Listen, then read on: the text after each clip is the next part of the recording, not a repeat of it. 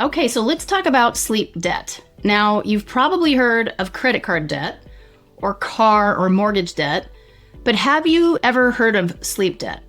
It's not the same thing as acute temporary sleep deprivation, but most of us are carrying it around without even realizing it. And if you are, your brain is paying the price. So what is it? Well, sleep debt is the gap between how much sleep your brain needs and how much it's actually getting.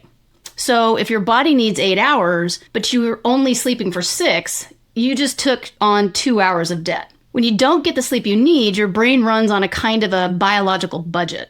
And sleep, and especially slow wave sleep, delta sleep, is how it restores that balance. The problem, though, is that sleep debt adds up very quickly and it can compound over time. And really, it's that chronicity and compounding that differentiate sleep debt from the sleep deprivation we all experience, at least in the short term once in a while.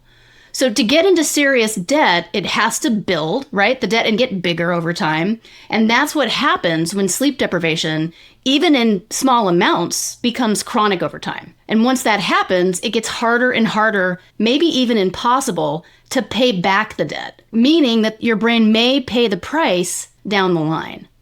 So while the research connecting sleep loss and dementia, including Alzheimer's disease, is emerging, it's new, it's one of the reasons I think we need to take sleep debt seriously, because this chronic insult to your brain over time is very likely to have some sort of a deleterious or negative impact down the road.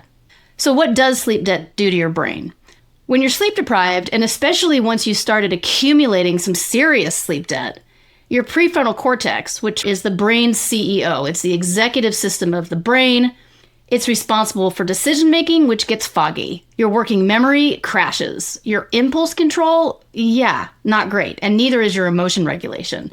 The stress centers of your brain also become overactivated, and you end up producing a lot of cortisol, which makes it harder for the amygdala to quiet down, and it makes stress much harder to control. So your amygdala gets louder because it isn't being regulated by these higher level, more newly evolved systems in the frontal lobe, which, as I just mentioned, is getting shut down by sleep debt too. In fact, several studies now have shown that just 5 nights of getting only 4 or 5 hours of sleep impair performance as if you'd taken 2 nights and totally deprived yourself, or had a blood alcohol level of somewhere between 0.08 and 1. Legally drunk. The stress centers of your brain also become overactivated because you end up producing a lot of cortisol. Sleep deprivation and sleep debt are stressful. Stress leads to poor sleep. It's also true that poor sleep and sleep debt lead to a ton of stress in the brain. And it's not just your brain. Your body also suffers. 1 night of just 4 hours of sleep drops your natural killer cells, which are your body's cancer-fighting immune system warriors, by 30%. On top of that, your metabolism ends up slowing down, your insulin sensitivity drops, your hunger hormones go haywire, and this sets the stage for a lot of long-term health risks like diabetes, obesity, inflammation, and even heart disease. So I get asked all the time, can you catch up on sleep? And the answer is, in an acute sense, if you're just talking about a few nights, yes and no. Yes, in the sense that you can repay the debt if you take 3, 4, 5 nights and really devote yourself to your sleep. You allow yourself a long sleep opportunity. A few nights of really high quality sleep can help your brain bounce back. But the bad news is that all of the daily tasks, the emotion regulatory tasks, your ability to consolidate memories, all the things that sleep does for you on a day in and day out basis, you've missed those if you've accumulated even acute sleep debt. But you can recover if you devote the next several nights to high quality, long sleep. I mean, let your brain dump the delta waves that are a signal of how much sleep debt the brain is under.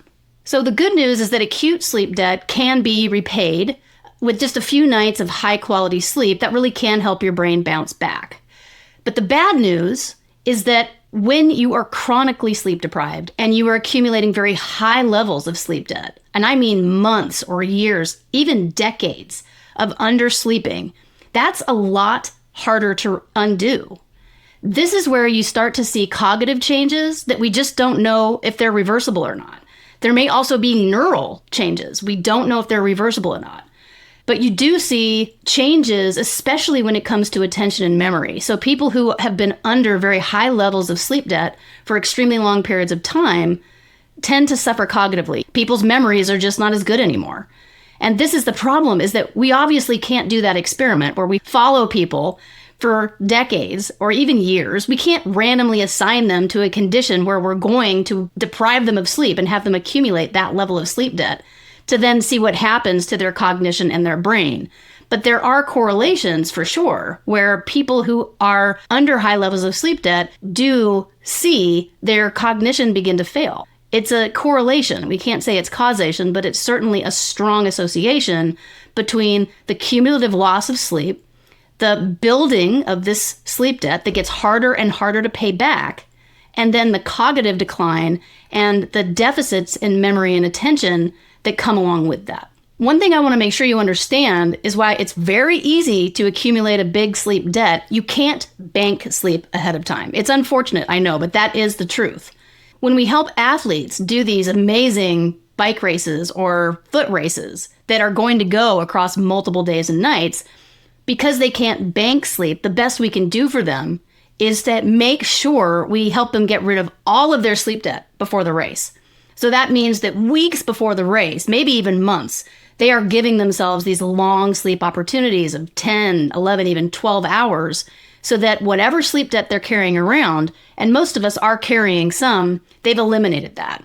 So the sleep pressure is gone, and that way when it comes time for them to go out and bike or run the race, they at least aren't carrying the sleep debt to begin with. But they can't bank it ahead of time. So you can accumulate a debt very easily, but you can't bank sleep.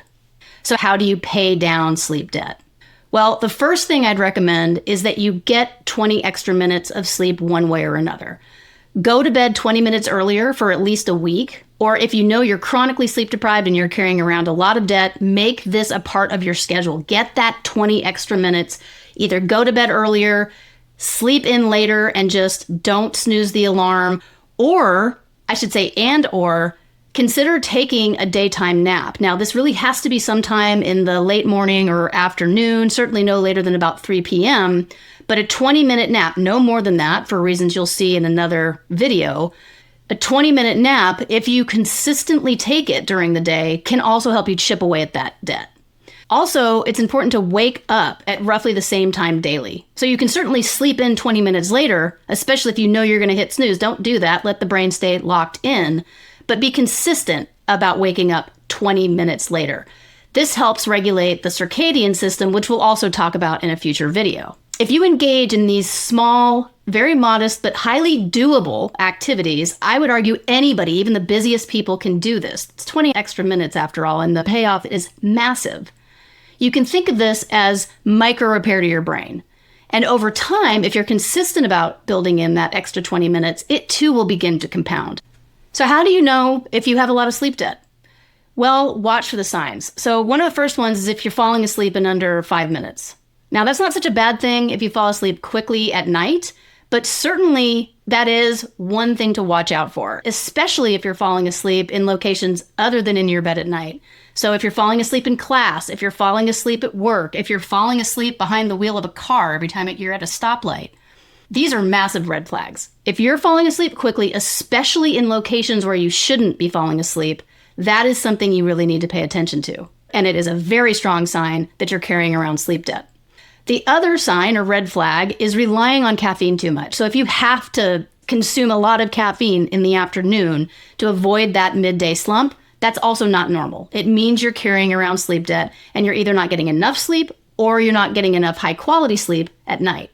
You can take a simple quiz, and if you're in my class, we're going to do that. It'll give you a really good sense of how sleep deprived you actually are, and if you know that this is due not just to the last, say, few days or week or two, but it's due to accumulation of just not getting enough or enough high-quality sleep over time, that is a huge sign that you need to take action. So what do I want you to know? Sleep debt is real, and it needs to be taken seriously, but up to a point, it's also reversible. Your brain is incredibly resilient, but you do need to take care of it rather than abuse it. And you need to work with it rather than against it. Paying attention to your sleep is one of the most important things you can do for the brain, and avoiding typical sleep deprivation for a couple of days, turning into a cumulative sleep debt that can be truly dangerous, is one of the first things you should look at when you're considering the relationship between sleep, your brain, and your ability to perform. So ask yourself, what would it feel like to wake up every day and to go about your most important tasks in life with a fully rested brain? Okay, so you've been learning a lot about sleep, and I hope you're finding it helpful. But now I want to talk about your sleep. And the best way to do that is to have you fill out a sleep assessment that will give us a very good sense of just how sleep deprived you are.